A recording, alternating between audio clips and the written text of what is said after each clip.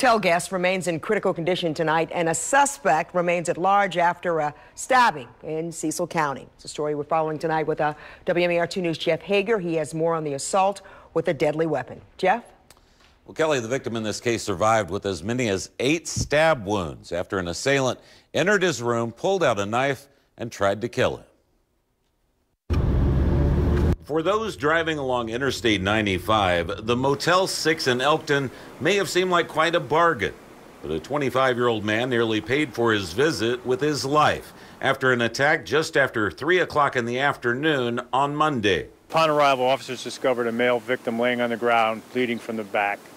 The male victim was able to indicate the assault actually occurred in room 215. Police found evidence of a struggle in the room, but there was no sign of the assailant, who had stabbed the victim multiple times in the shoulder, neck, back, and groin area before he ran from the room and sought help from a guest on the other side of the hotel.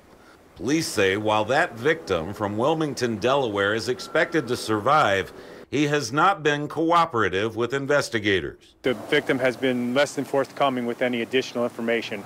He was subsequently transported to Christiana Hospital, and the investigation is currently open and ongoing as we speak. Police have not determined a motive for the attack, and witnesses say they returned with search warrants after the incident and searched a handful of other rooms looking for evidence.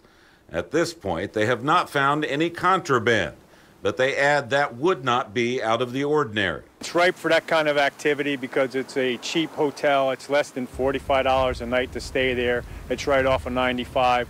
So a lot of times you'll get some out-of-towners to stay there and participate in illicit activity. We have had drug activity and some prostitution activity in that location just because of the environment.